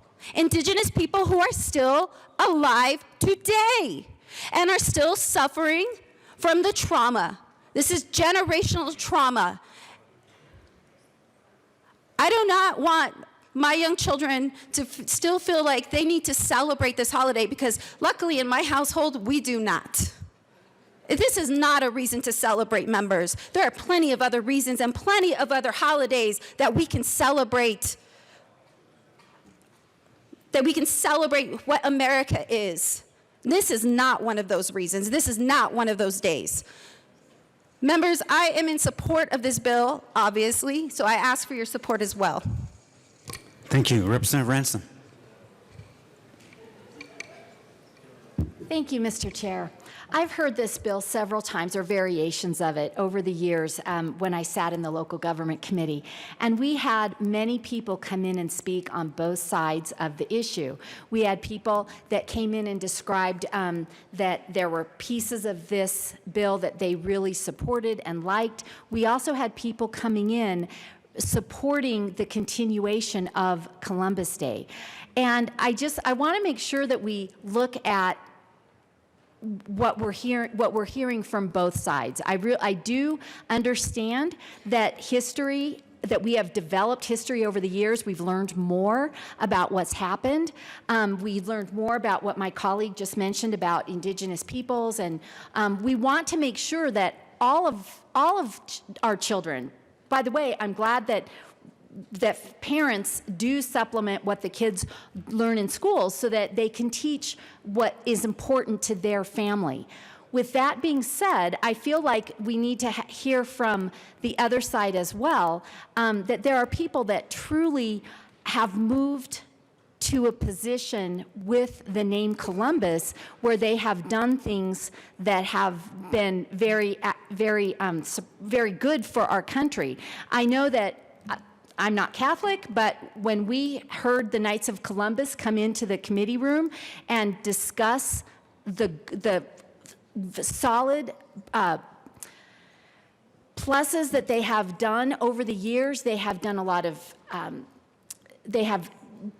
charitable work. They go out and raise money for all kinds of causes. And I want to make sure that we're not throwing people under the bus. The Italian Americans, I'm not Italian either, but I listened to them come in as well to the committees and speak about the things that were important to them, their heritage, their history, what's important to their families. And at this point, I think sometimes tradition can be very important for us to celebrate as well and to listen to, and remember that we have a long tradition and heritage in our country. And I was one of those kids that learned Columbus sailed the ocean blue in 1492. I was one of those that learned that in my public school growing up.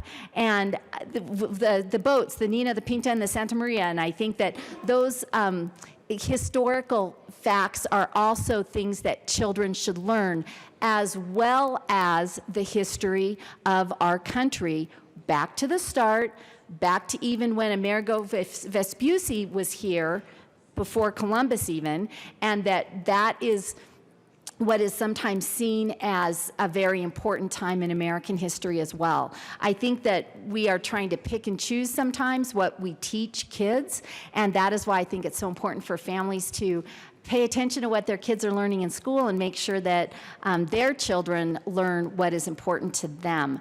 With that, I'm going to be opposing this bill, and I do urge a no vote as well. And thank you, Mr. Chair.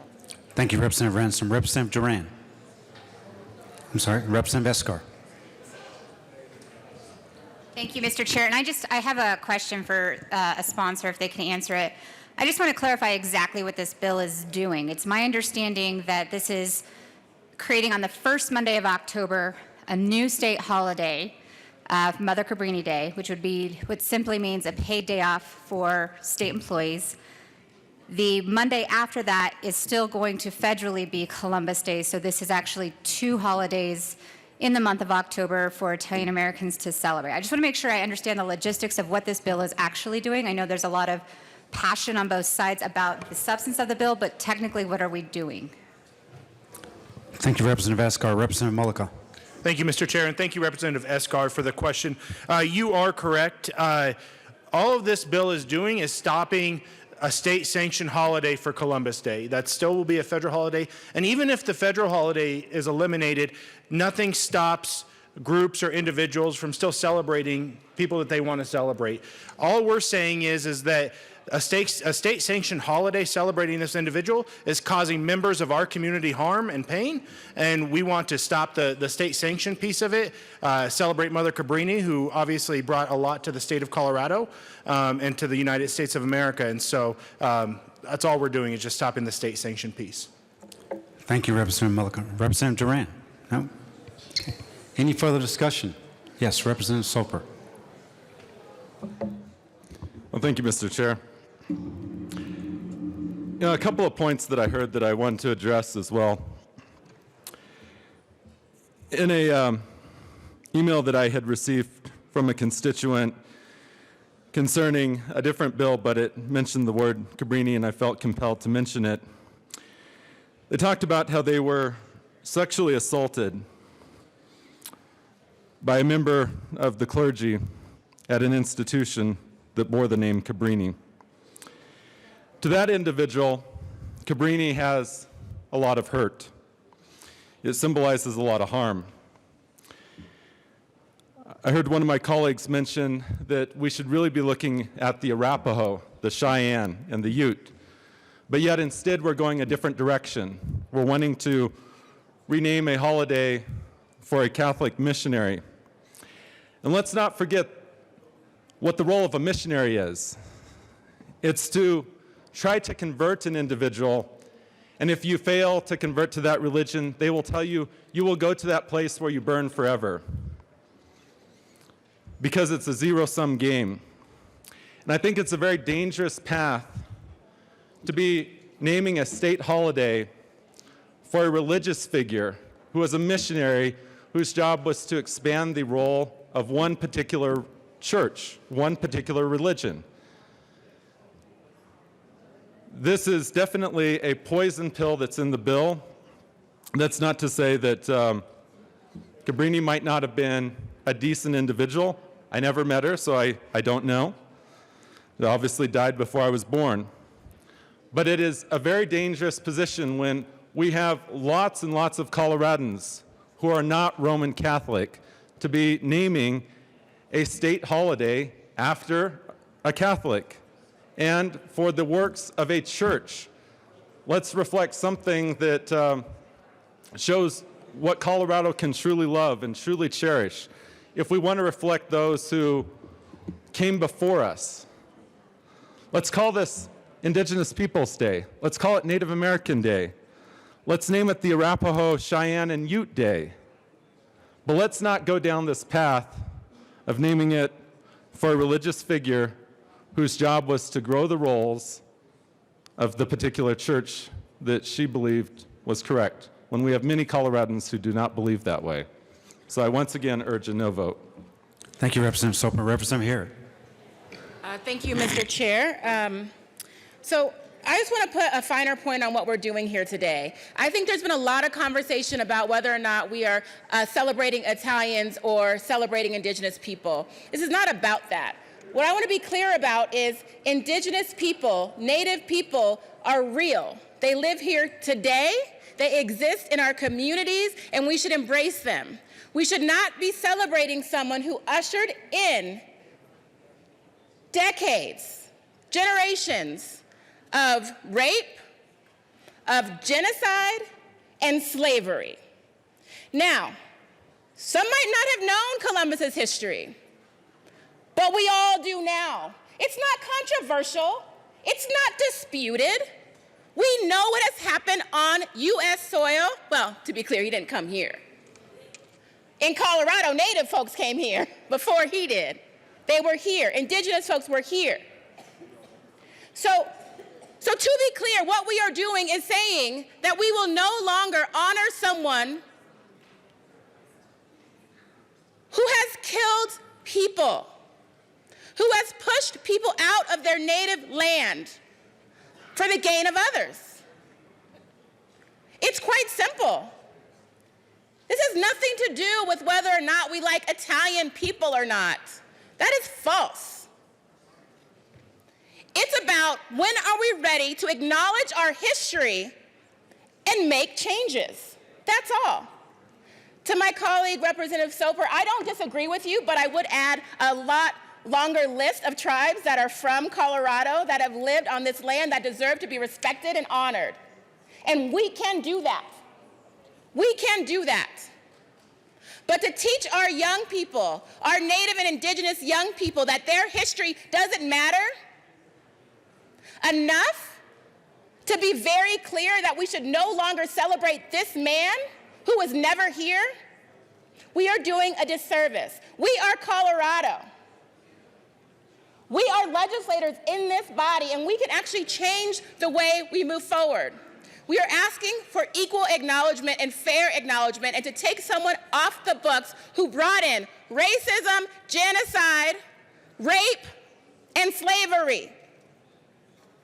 If anyone wants to stand up and say we should honor this again this year, next year, and the year after that, then stand up now. Otherwise, vote yes on this bill, and let's move forward as a state. Thank you, Representative Parrott. Representative Benavides. Thank you, Mr. Chair. Members, we've heard of lot, and we know this bill has strong proponents and strong opponents. And we know that. And that's why when this compromise was brought to us by Italians, one of them, the commissioner from Adams County, is my constituent.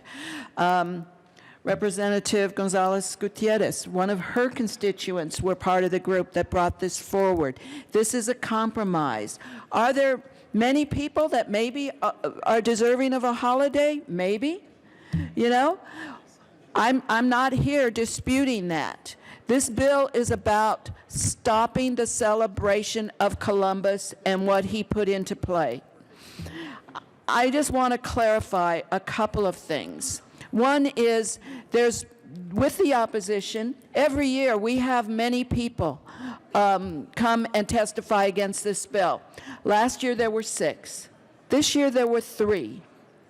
Most of the letters, and I'm sure many of you got them, were from national organizations. They weren't from local organizations. Look carefully at the mail and the impact that you've received. But if the cries of revisionist history, I think the representative from Aurora said it best. The fact that we don't know history doesn't make it revisionist. I'm going to tell you some history that you may not have known, because this isn't about Italians, because the ones that came to us said, do not continue to celebrate this person. This is not someone we want to emulate in our community. But the other group that is directly impacted by this are indigenous people like myself, who, when they go to school, the testimony we've heard all 5 years that this was heard in committee. You know, that's what gets people to really start understanding the impact of this, because historic continuing trauma is real. When Columbus came here, he came here under a banner of religion. So we can say we don't want religious holidays and only Catholics might support this. That is absolutely not correct. You know, and the fact that that was her religion, she is being honored because of her humanitarianism. She didn't say to young people, you have to be a Catholic before I help you or let you stay in our orphanage.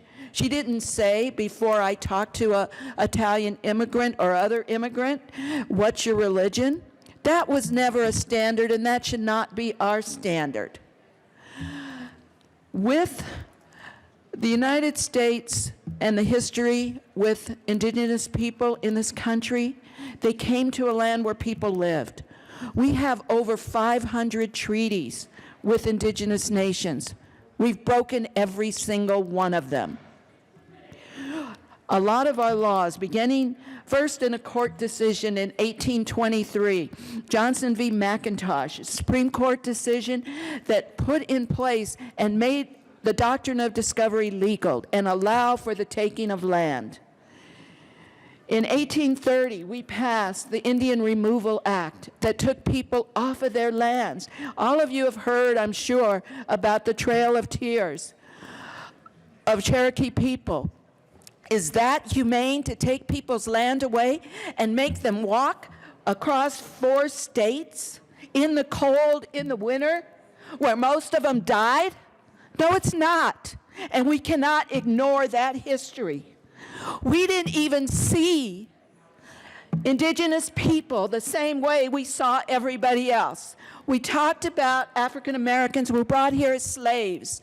They were not seen as people, and neither were indigenous people. It wasn't until 1924 that the first inhabitants of this land became citizens.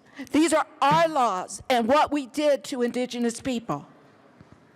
And this continues. You know, they are the group that faces the lowest level of poverty, the lowest level of health issues within our country. So we cannot forget that. We cannot forget what those policies have done to indigenous people. So let's keep that in mind. And this is not an answer that everybody agrees to. We know it is a compromise. And it is a compromise brought to us by Italians. Please don't lose sight of that. It's not what we'd want. I would love to have Indigenous Peoples Day. I would love to recognize other people. But we don't have the votes for that. We do this all the time in this job. We look for compromise. This is a compromise that people can embrace. So members, please join me in supporting this bill. Thank you. Any further discussion? Representative Soper. Well, thank you, Mr. Chair. Yeah, I just want to respond to certainly continuing harm to our indigenous people, our Native American brothers and sisters. This bill actually does more harm because we're standing up here today and we're recognizing the fact that the Trail of Tears has existed. We're recognizing the fact that time and time again we've broken treaties, we've broken our promises. And yet when we have an opportunity to name a holiday after our Native American brothers and sisters or our indigenous people here in Colorado, we choose not to. That sends a loud and clear message. Members, think about that. What we're doing here today is actually going completely in the opposite direction of what our words are saying down at this mic. We should be very careful. If we do want to recognize Native Americans and indigenous people, let's do so. But let's not name a holiday after a religious figure who, let's not forget, this particular religion actually killed indigenous people if they failed to convert. And that's also what we're highlighting here. Think about that. I once again urge a no vote. Thank you, Representative Soper. Any further discussion on House Bill 1031? Seeing none, the question before us is the adoption of House Bill 1031. All those in favor say aye. Aye. All opposed say no. No. House Bill 1031 is adopted. Mr. Randall, read the title to House Bill 1029. House Bill 1029 by Representative Pelton, all Senator Heisey, concerning the authority of an elected county officer to elect to receive a lower salary than the amount provided for by law. Thank you. Representative Pelton. Thank you, Mr. Chair. I would like to move to adopt the committee report. Please move the bill and then the committee report, sir. Okay, thank you. I move 1029. Okay. And to the Transportation and Local Government Committee report. Okay. I move the committee report. Thank you. To the Transportation and Local Government Committee report. Thank you, Mr. Chair. And in committee, I presented one amendment, just a technical amendment, because county clerks, on page 2, line 16, county clerks do not file these reports, they record them. So that was the amendment that was in committee. I urge a yes vote.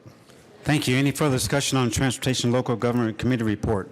Seeing none, the question before us is the adoption of Transportation and Local Government Committee report to House Bill 1029. All those in favor say aye. All opposed say no. The committee report is adopted. To the bill, Representative Pelton. Thank you, Mr. Chair, and I would like to offer Amendment L003 to the bill and have it displayed. Thank you. Amendment L003 has been moved and properly displayed. To the amendment, Representative Pelton. Thank you, Mr. Chair. And what this amendment does is it exempts Category 1 and 2 counties from this, so it'd just be Category 3, 4, 5, and 6 counties that would be able to participate in this bill. And urge a yes vote. Thank you. Any further discussion on the committee on the amendment? Yes, Representative Melton. Thank you, Mr. Chair, and I want to thank Representative Pelton for this amendment. Before this amendment, I did have some serious concerns about the bill and that the bill was trying to fix a problem in smaller counties, but with a really broad stroke that would possibly make it difficult for candidates in larger counties. This actually does solve that, and with that amendment, I do support the amendment as well as the bill, and so I ask for an aye vote. Thank you. Any further discussion on Amendment L003? Seeing none, the question before us is adoption of Amendment L003 to House Bill 1029. All those in favor say aye. Aye. All opposed say no. Amendment L003 is adopted. Back to the bill. Representative Pelton. Thank you, Mr. Chair, and I'd like to offer up L002 and have it displayed. Thank you. Amendment L002 has been properly moved and now displayed. To the amendment, Representative Pelton. Thank you, Mr. Chair. And what this amendment does, there was some concern in committee also that the commissioner or county elected official that wants to divert their portions of their salary would get to designate where it goes. This just states that it stays in the general fund, which is what it does anyway. But going to the general fund, it can be appropriated from there. And it also states that the election can only be made one time per year, and that has to be in the month of November when counties are doing their budgets. So that explains the amendment. Thank you. Any further discussion on Amendment L002? Representative Singh. I like this amendment. Thank you, Mr. Chair. Thank you. Any further discussion on Amendment L002? Seeing none, the question before us is the adoption of Amendment L002 to House Bill 1029. All those in favor say aye. Aye. All opposed say no. The amendment is adopted. Back to the bill. Representative Pelton. Thank you, Mr. Chair, and that is all the amendments I'm offering. So the bill, any county elected official that doesn't want to take their full salary can divert a portion of it before it hits withholding. So that way the bill or the diversion gets full impact. The county, it doesn't cost the county withholdings for like retirement and other withholdings, and so they get a bigger bang for the buck. And this bill actually was suggested to me by former Representative John Becker, and so I think this is a good rural county bill, and urge your support. Thank you, Representative Pelton. Representative Sanders. Thank you, Mr. Chair. Can you just give us some examples of why somebody would do this? Representative Pelton. Thank you, Mr. Chair, and thank you for the question, Representative. You know, some commissioners or other elected officials make enough money with their other jobs to support their family, and so if they see a need within their county, like this particular individual that county needs to raise the salary on their IT people. And so this is a way that this particular elected official can help subsidize the budget. So that's... Thank you. Any further discussion on House Bill 1029? Seeing none, the question before us is the adoption of House Bill 1029. All those in favor say aye. Aye. All opposed say no. House Bill 1029 is adopted. Mr. Majority Leader. Thank you, Mr. Chair. I move to proceed out of order for immediate consideration of House Bill 1062. Seeing no objection, we will proceed out of order for House Bill 1062. Mr. Randall, please read the title to House Bill 1062. House Bill 1062 by Representative McLaughlin, also Senator Quorum, concerning clarifications to the Colorado Student Free Expression Law. Thank you. Representative McLaughlin. Thank you, Mr. Chair. I move House Bill 1062 with the education report, please. To the Education Committee report. Yes, we made one minor revision, minor amendment. It changed a shall to a may. Thank you. Any further discussion on the committee report to House Bill 1062? Seeing none, the question before us is the adoption of the Education Committee report. All those in favor say aye. Aye. All opposed say no. The committee report is adopted. To the bill, Representative McLaughlin. Yes, thank you, Mr. Chair. This bill extends the freedom of the press for students. The former bill only had freedom of the press for newspapers, and this also gives them freedom of the press for broadcast and internet online newspapers as well. It also prevents advisors who support the First Amendment rights of their students to have any retribution aimed at them. Thank you, Representative McLaughlin. Any further discussion on House Bill 1062? Representative Liston. Oh, good. Oh, boy. So thank you, Mr. Chairman. So Representative McLaughlin, as I was reading the bill, so this would enable a student, like high school, junior high student, any student, to talk about, put a publication out about anything that's on their mind, whether it's political or religious or anything. They would be free to disseminate anything of their choice. Is that correct? Representative McLaughlin. Actually, thanks for that question. The answer is no to that. There are the original law that was written up in the 90s expressly forbids a lot of things like, just that you could just write whatever you darn well want to write. So this just extends what all the freedoms that have been given before to broadcast, but the original bill is pretty strict on what they can and can't do. Representative Liston. Thank you. Okay, I'm just trying to drill down. Could you give me a little more of a specific example? Because I haven't been in grade school or high school for a little while. What? Really? Oh, okay. A long while, Representative Liston. Representative McLaughlin. I'd be happy to. Say that a student wanted to write an article criticizing another student or criticizing a teacher, for just because they didn't like them. That would never be allowed under the original statute, and it still would not be allowed under this. Thank you. Representative Liston. Okay, I won't take the time right now, but maybe we talk offline. I'd be happy to do that, Very yeah. good. Thank you, Mr. Chairman. Thank you. Thank you. Yeah, Representative Baisley. Thank you, Mr. Chairman. So, yeah, I want to talk in support of the bill and also address Representative Liston's concerns. I had the same concerns and an opened up current statute, and there are some very reasonable guidelines for students and what they can say through whatever media, not inciting riots, not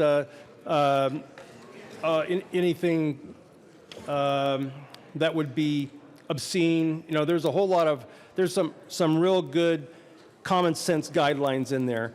But what this bill does, it remedies the issue that the teachers have been facing for a lot of years, and that is when they stand in support of their students, then they subject themselves to termination. And so we heard some pretty gut-wrenching stories about teachers who were making the choice: do I lose my job or do I stand firm in defense of a student who is expressing something that's might be immature and youthful, but rather than teach them, hey, here's how we squash your expression. It's the teachers would want to stand up and defend their right to say something that might not be real well informed and mature, but it's a high school paper and so on. So anyway, I thought this was more than anything else. I like the bill because it kind of protects that teacher who's running that media organization from subjecting themselves to termination for defending their students that are making their expression. So, yeah. Thank you, Representative Baisley. Representative Buck. Thank you, Mr. Chair. And I did hear this in committee. It was outstanding. The testimony was terrific, and I ask and encourage all to support this bill. Thank you. Thank you, Representative Buck. Any further discussion on House Bill 1062? Seeing none, the question before us is the adoption of House Bill 1062. All those in favor say aye. Aye. All opposed say no. House Bill 1062 is adopted. Mr. Majority Leader. Thank you, Mr. Chair. Great job today. I move the committee rise and report. Thank you, sir. Seeing no objection, the committee will rise and report. You got to rise up here.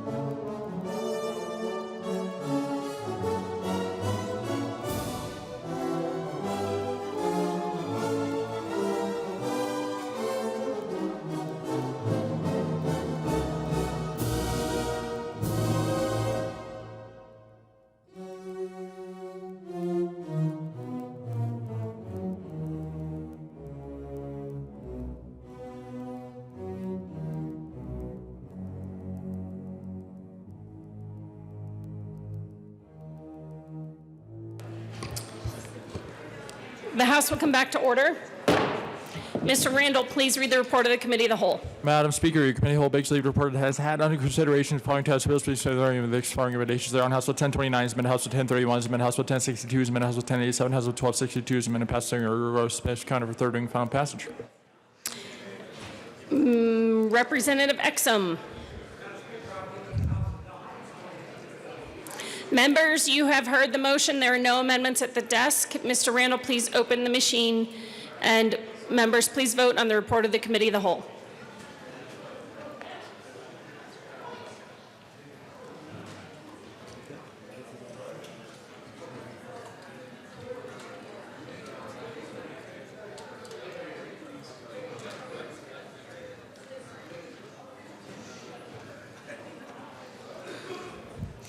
Arndt, Coleman, Froelich, Herod, Humphrey, Huckes, Lewis, Lontine, Tipper, Will, Williams.